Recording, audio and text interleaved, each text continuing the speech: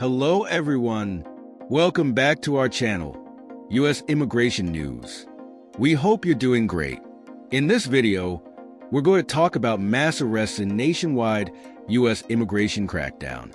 A recent nationwide immigration crackdown, led by federal agencies, has resulted in hundreds of arrests across major U.S. cities.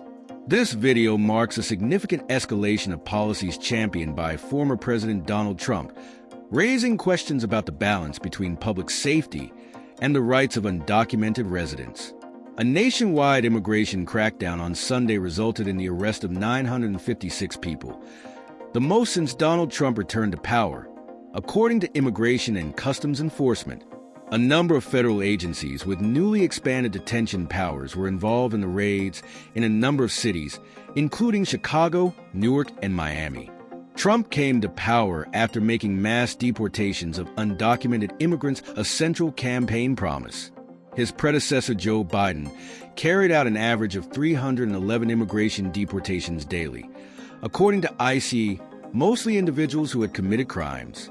Since taking office, Trump has carried out 21 executive actions to overhaul the U.S. immigration system.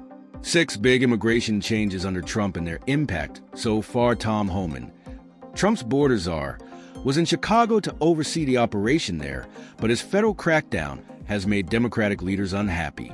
Chicago Mayor Brandon Johnson acknowledged the ICE enforcement activity, saying Chicago police were not involved and reminding residents to know their rights. In Miami on Sunday, federal law enforcement agencies conducted several immigration enforcement actions, the city's Homeland Security investigation said on social media. This included ICE's local office Miami, detaining undocumented migrants on various offenses. An unnamed man told CBS News, the BBC's U.S. news partner, that ICE took his wife during on the Miami raids this weekend. 1,500 active duty troops headed to U.S.-Mexico border. 2. Colombia backs down on deportation flights after Trump terrorist threat. He said his wife was in the process of getting citizenship when ICE arrived. They just came and they snatched her.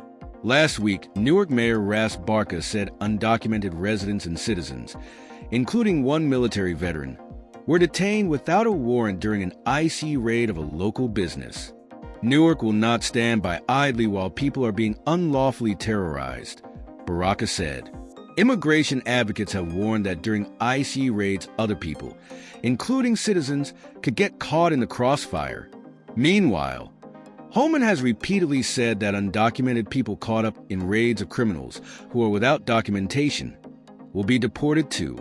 On Sunday, in an interview with ABC News, Homan said he expected arrest and deportation numbers to steadily increase and said the focus right now was public safety threats, national security threats.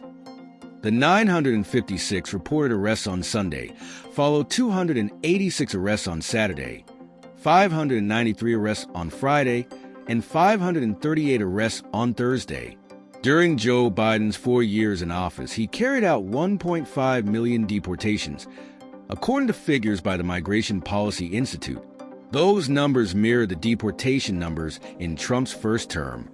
Trump DOJ leaders said to order prosecutors move the border. Acting DAG Bove instructs 93 U.S. attorneys, refers to an immigration invasion, an expansion and analysis of enforcement tactics. In a bold move signaling a significant shift in U.S. immigration enforcement, Acting Deputy General Emil Bove convened an urgent conference call with the 93 U.S. across the country. The meeting, held on Thursday, marks a decisive pivot in the Department of Justice's strategy for addressing the surge of illegal immigration at the southern border. This strategy highlights a robust commitment to criminal prosecution and interagency collaboration, continuing many of the hardline immigration policies seen during the Trump administration.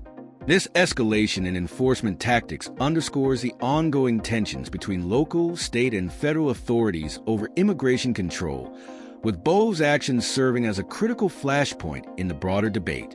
The political landscape and the framing of immigration as a threat. Bove's directive reflects a broader shift in the political and legal narrative surrounding immigration. By referring to the growing influx of migrants as an invasion, Bove has adopted a term that gained prominence during the Trump presidency, framing the issue not just as a domestic concern, but as a national security threat.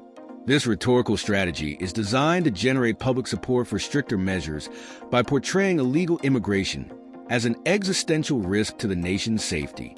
The language used by Bove echoes themes that aim to stoke fears of terrorism and crime, aligning with the broader political agenda that views uncontrolled immigration as a threat to the stability and security of the United States. This shift also signifies a more aggressive stance toward border security, with Bove using legal and constitutional arguments to justify expansive federal intervention in local matters. By framing immigration as an invasion, Bove seeks to legitimize tougher enforcement measures, including increased prosecutions and actions against local officials who defy federal law, such as those in sanctuary cities, mobilizing the U.S. and increasing federal involvement. Bove's directive asked the 93 U.S. to intensify criminal prosecutions related to illegal immigration and border enforcement. A key aspect of this strategy is the involvement of federal prosecutors in border districts, working in concert with local law enforcement to address illegal crossings. This joint approach is designed to create a more coordinated and aggressive response to illegal immigration, reinforcing the deterrence factor by making clear that violations of immigration law will be prosecuted to the fullest extent. This initiative represents a marked shift from previous approaches that often relied on local authorities or left enforcement to agencies like the Border Patrol.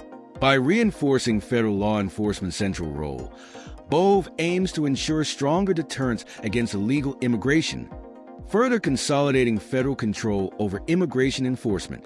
Sanctuary cities under attack, legal and political ramifications. A particularly contentious aspect of Bove's directive is his push to target sanctuary cities' localities that limit their cooperation with federal immigration authorities. These cities, often seen as protecting undocumented immigrants from deportation, are now at the center of the DOJ's crackdown. Bove's memo reveals plans to not only pursue criminal charges against individuals crossing the border illegally, but also to prosecute local officials who implement sanctuary policies. The creation of a Sanctuary Cities Enforcement Working Group highlights the DOJ's commitment to challenging local autonomy in the enforcement of federal immigration laws. This targeted legal action against sanctuary cities aligns with the Trump administration's push to dismantle protections for undocumented immigrants, leading to a fierce political battle between local governments and federal agencies. If successful, this could create a ripple effect, with other cities reconsidering or revoking sanctuary policies, centralizing control over immigration enforcement at the federal level. Reaffirming Trump-era immigration policies. Bove's directive reflects the continued influence of Trump's executive orders on immigration.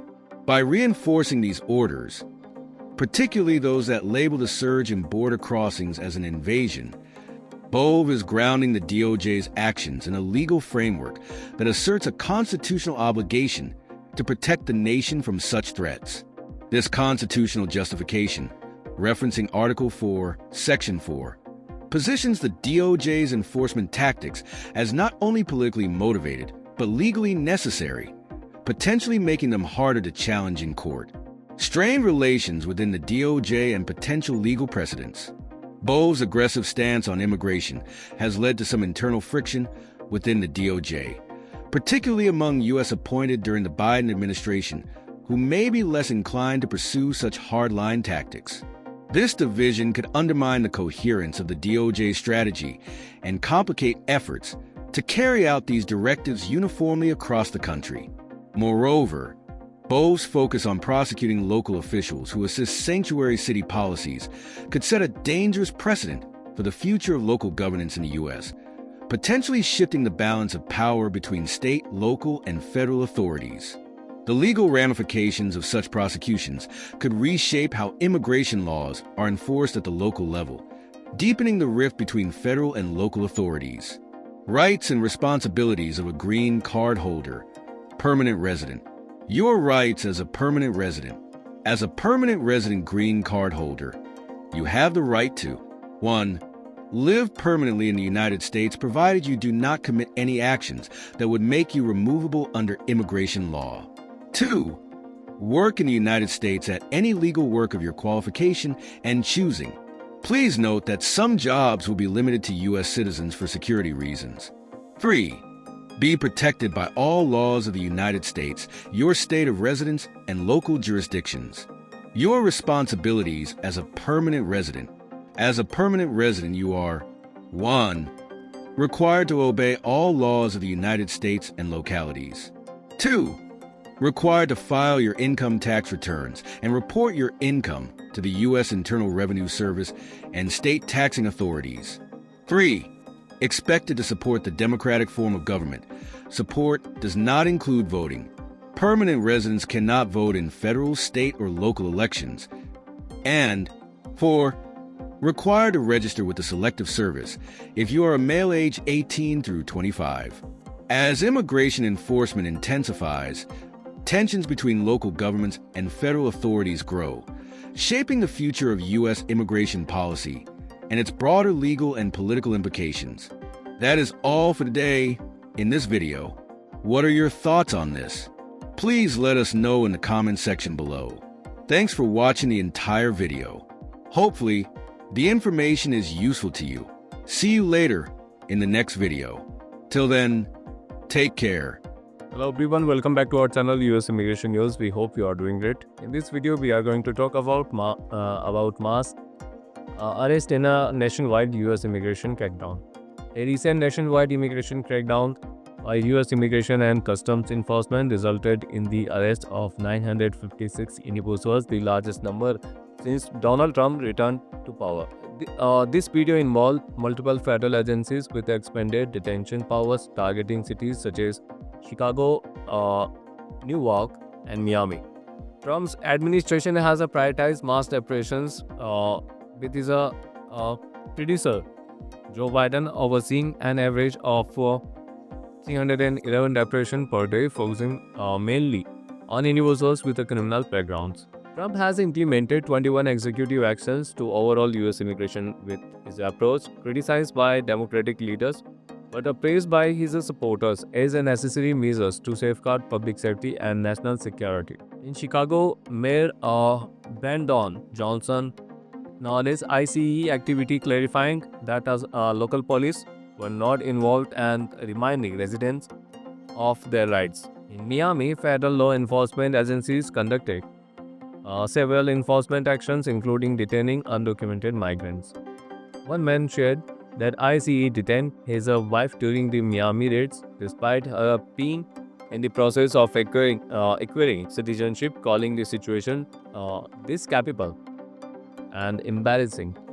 In New York, undocumented individuals and citizens, including a military veteran, were reportedly detained without warrants during an ICE raids. Local leaders like Mayor Ras Baraka condemned the raids, stating that New York would not stand by while people were unlawfully detained. Immigration advocates raised concern that raids might inadvertently affect citizens as well as undocumented residents. Despite this, Trump's border seizure, Tom Homan emphasized that undocumented individuals caught up in these raids would face deportation regardless of whether they had committed crimes. The arrest numbers have steadily increased, with 956 arrests reported on Sunday, following 286 arrests on Saturday, 593 on Friday, and 538 on Thursday.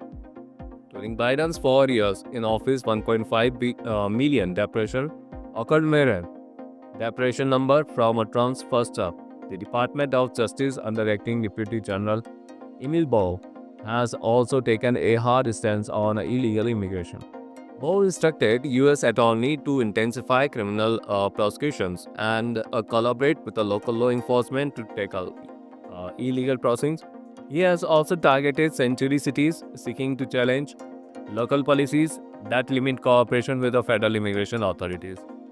Directive signals a shift towards more aggressive federal immigration enforcement, aligning with the Trump-era policies that frame illegal immigration as a national security threat. These actions could lead to further political and legal battles over the enforcement of immigration law, particularly in sanctuary cities.